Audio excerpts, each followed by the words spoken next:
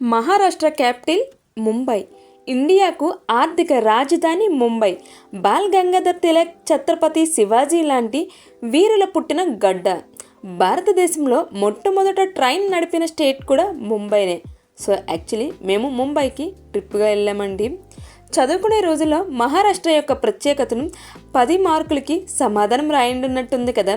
సర్లే, సోదొద్దు, సూటిగా సుత్తి లేకుండా స్ప్రైట్ తాకి చెప్పేస్తున్నాను.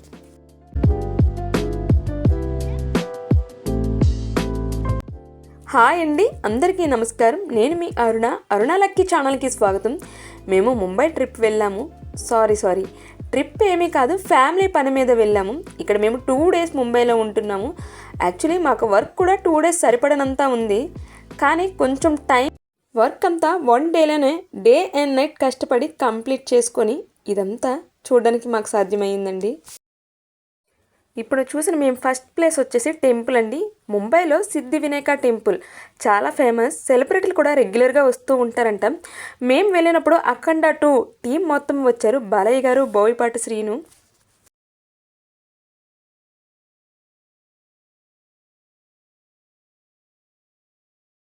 నెక్స్ట్ వచ్చేసి మహాలక్ష్మి టెంపుల్కి వెళ్ళామండి. ఈ టెంపుల్ ఎంట్రన్స్లో 20 రూపీస్ ఇస్తే వాళ్ళు జొన్నలు ఇస్తారు, వాటికి ఆహారంగా పెడతారన్నమాట. పిల్లలైతే చాలా ఆనందంగా ఫీల్ అవుతారు. సో ఈ టెంపుల్ అంటే ముంబైలో ఉంటున్న వాస్తవ్యులందరికీ చాలా ఇష్టమంట. ఈ టెంపుల్ వచ్చేసి అరేబియన్ సముద్రాన్ని ఆనుకొనే ఉంటుందండి.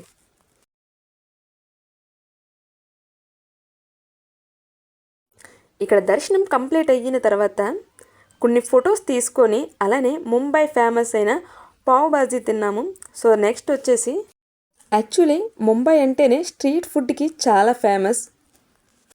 సో ఈ టెంపుల్ నుంచి స్ట్రైట్గా వచ్చి చూస్తే యాంటీలియా అని చెప్పేసి ముఖేష్ అంబానీ గారి ఇల్లు ఉంటుందండి. ఈ టెంపుల్ నుండి స్ట్రైట్గా చూస్తేనే కనిపిస్తుంది. ముంబై సిటీలో ఆల్ మౌంట్ అనే రోడ్లో ఉంటుందండి ఈ భవనం. ముఖేష్ అంబానీ ఇంటి పేరే యాంటీలియా. మొత్తం వచ్చేసి 27 floors ఉన్నాయి. వరల్డ్లోనే మంచి ఎక్స్పెన్సివ్ హౌస్. 27 floors అంటున్నాం కదా, కానీ పక్కనున్న బిల్డింగ్ వచ్చేసి 50 floors ఉన్నాయి. బట్ 2 ఈక్వల్గానే కనిపిస్తున్నాయి. సో అప్పుడు నాకు అది తెలిసింది ఏంటంటే మనవి 3 floors కలిపితే అక్కడ సింగిల్ ఫ్లోర్ అవుతుందన్నమాట. సో కొంచెం దగ్గరికి వెళ్ళి చూద్దాం అనుకున్నాను. 1/2 kilometer డిస్టెన్స్లో ఉండి చూశాను. సెక్యూరిటీ చాలా ఎక్కువగా ఉన్నారండి. నెక్స్ట్ ప్లేస్ వచ్చి హజ్ అలీ దర్గా చూడటానికి వెళ్తున్నామండి. మేము వెళ్ళింది ఫ్రైడే, అస్సలు ఖాళీ లేదు. ఈ దర్గా వచ్చేసి సముద్రం మధ్యలో ఉంటుందండి. హిందువులు, క్రిస్టియన్స్ చాలామంది వెళ్తున్నారు. అంతేకాదు ఎలాంటి సునామీలు వచ్చినా దర్గా లోపలికి ఒక్క చుక్క నీరు కూడా వెళ్ళదంట. చూడటానికి అంతా ఎండిపోయినట్టు కనిపిస్తుంది.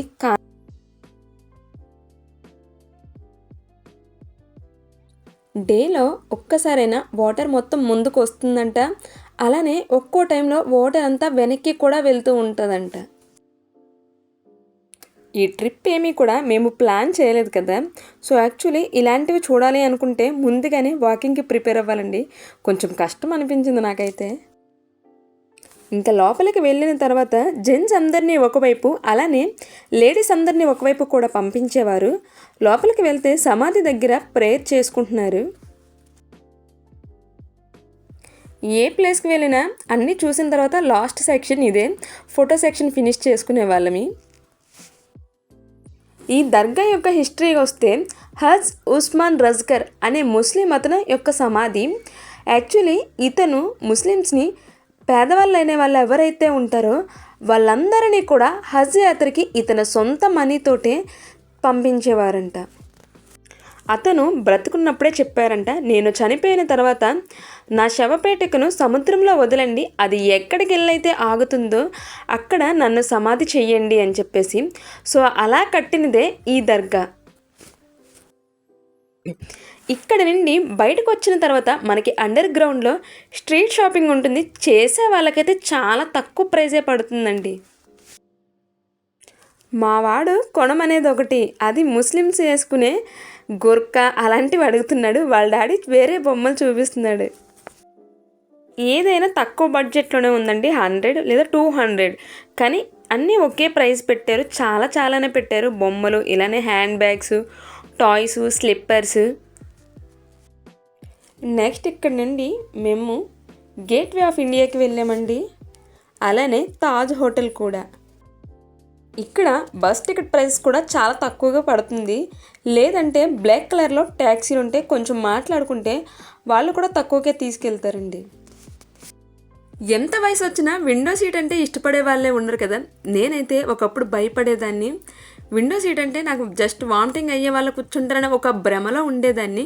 ఇప్పుడైతే అలా కాదు, ప్రయాణంలో ఉండే ఆనందాన్ని సంపూర్ణంగా ఆస్వాదించడం కోసమే విండో సీట్ని ఇష్టపడుతున్నాను.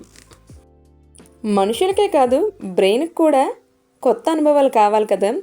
మన బ్రెయిన్ కూడా నిజంగా మిషన్ లాంటిదేనండి. కొత్త ఆలోచన రావాలంటే కొన్ని కొత్త అనుభవాలు చూపించాలి, కొత్త చోటుకి కూడా వెళ్ళాలి. ఇప్పుడు నేను చెప్పబోయే టిప్స్ వినండి. మీరు ఏ జర్నీ అయినా కూడా చాలా సేఫ్గా కంఫర్ట్గా ఫీల్ అవుతారు. టిప్ 1 వచ్చేసి, మీరు ఎక్కడికైతే వెళ్ళాలనుకుంటున్నారో ఆ ప్లేస్ కోసం ముందుగానే తెలుసుకోండి. అలానే కొన్ని వీడియోస్ కూడా చూడండి. టిప్ 2 వచ్చేసి, లగేజ్ ఎక్కువ చేసుకోవద్దండి. దానివల్ల మనకి కంఫర్ట్ ఉండదు, ఇబ్బందిగా కూడా అనిపిస్తుంది. ముందే మనకి ఏవైతే వస్తువులు అవసరమో వాటన్నిటిని లిస్ట్లో రాసుకోండి. మనం ఏ ట్రావెలింగ్ చేసినా కూడా వెంటనే సోషల్ మీడియాలో అయితే పోస్ట్ చేయొద్దండి. మనకు తెలియదు, చుట్టూ దొంగలు కూడా ఉంటారు. నెక్స్ట్ వచ్చేసి, మనకి భాష రాదు కాబట్టి గూగుల్ ట్రాన్స్లేటర్ని యూజ్ చేయండి. ఇంకా వీడియో విషయానికి వస్తే, తాజ్ హోటల్ దీని 2 బిల్డింగ్స్ ఉంటాయండి. ఒకటి పాత బిల్డింగు, ఒకటి కొత్త బిల్డింగు. సో యాక్చువల్లీ పాత తాజ్ హోటల్ వచ్చేసి 1903 డిసెంబర్ 1న ఓపెన్ చేశారు. యాక్చువల్లీ హోటల్ అనే కంటే ప్యాలెస్ అంటేనే బెస్ట్ ఏమో. ఇది ఒకరికి ఘోరాతి ఘోరంగా అనుమానం జరిగింది. దానికి గుణపాఠంగా నిర్మించారు ఈ ప్యాలెస్ని. జంషెడ్జీ అనగా రతన్ టాటా వాళ్ళ ఫాదర్ 1895 బ్రిటన్ వాళ్ళు ఒక సదస్సు నిర్వహించారు. జంషెడ్జీకి కూడా ఆహ్వానం అందింది. హోటల్ బయటికి వెళ్ళగానే ఇండియన్స్ ఆర్ నాట్ అలౌడ్ అనే బోర్డు పెట్టారంట. ఎందుకు వెళ్ళకూడదు అన్న రీజన్స్ విన్న తర్వాత జంషెడ్జీ గారికి చాలా కోపం వచ్చిందంట. ఇదంతా జరిగింది కూడా ముంబైలో గ్రాండ్ హట్సన్ అనే హోటల్లో జరిగిందంట. రీజన్ ఏంటంటే ఇండియన్స్కి డ్రెస్సింగ్ అనేది నీట్గా ఉండదు, అలానే ఫుడ్కి అంత కాస్ట్ పెట్టలేరు అని. అప్పుడు అతను మాటలతో కాకుండా చేతులతో నిర్ణయం తీసుకున్నారు. సో అతని భార్య బంగారంతో పాటు అతని కంపెనీలన్నిటినీ కూడా తాకట్టు పెట్టి అక్కడ ప్లేస్ని కొన్నారంట. అప్పుడు నిర్మాణం కూడా ప్రారంభించారు. 2008 నవంబర్ 26న టెర్రరిస్టుల దాడి కూడా జరిగింది. తాజ్ హోటల్లో అడవిశేషు గారు సినిమా కూడా చేశారు. మేబీ నేమ్ తెలిస్తే కామెంట్ చేయండి. నెక్స్ట్ ప్లేస్ వచ్చేసి గేట్వే ఆఫ్ ఇండియా. ఇది హోటల్కి ఆపోజిట్లోనే ఉంటుంది. 1911లో బ్రిటన్ జార్జ్ 6 అలానే మేరీ భారతదేశానికి ప్రవేశించినప్పుడు తోరణంగా నిర్మించారంట బ్రిటిషర్లు. ఇక్కడ స్వామి వివేకానంద, ఛత్రపతి శివాజీ స్టాచ్యూలు కూడా ఉన్నాయండి. ఇక్కడ నుండి బోట్ షికార్ అనేది చాలా బాగున్నది. పర్ హెడ్కి 90 రూపీస్ ఛార్జ్ చేస్తున్నారు. మీ అందరికీ తెలుసు, నేను ప్రీవియస్ వీడియోస్లో కూడా చెప్పాను, నాకు సముద్రంలో ఉన్నప్పుడు సన్సెట్ లేదా సన్ రైజ్ చూడటం అంటే చాలా ఇష్టం. ఈ అరేబియన్ సముద్రం నుండి 1 అవర్ జర్నీ చేస్తే ఎలిఫెంట్ కేవ్స్ దగ్గరికి కూడా వెళ్తామంట. ఒక్కటి ఏమనుకోవద్దు, ఏదైనా వైజాగ్ బీచే నాకు చాలా ఇష్టం. వాటర్ కూడా చాలా క్లారిటీగా కనిపిస్తుంది. ఇక్కడ కొంచెం వాటర్ ఎందుకో మురికిగా అనిపిస్తుంది. బోట్ షికార్ చేసినప్పుడు మనకి ఆణముత్యాలు లాంటి ఆలోచనలు నా మదిలోకి వచ్చాయి. 1-2 నేను మీకోసం వదులుతున్నాను, ఏమనుకోవద్దండి. ఆరెంజ్ జాకెట్ వేసుకోలేదా, కాలు జారి పడితే ఏమైనా అవుతుందా? ఒకవేళ బోట్ ఇక్కడ సడన్గా ఆగిపోతే? ఇలాంటి ఆణముత్యాల లాంటి ఆలోచనలు నా బ్రెయిన్ని బురుడి కొట్టిస్తాయి. ఎనీవే, వీడియో నచ్చితే లైక్ చేయండి, సబ్స్క్రైబ్ చేయండి. ఐ హోప్ మీకు వీడియో చాలా బాగా నచ్చింది అనుకుంటున్నాను.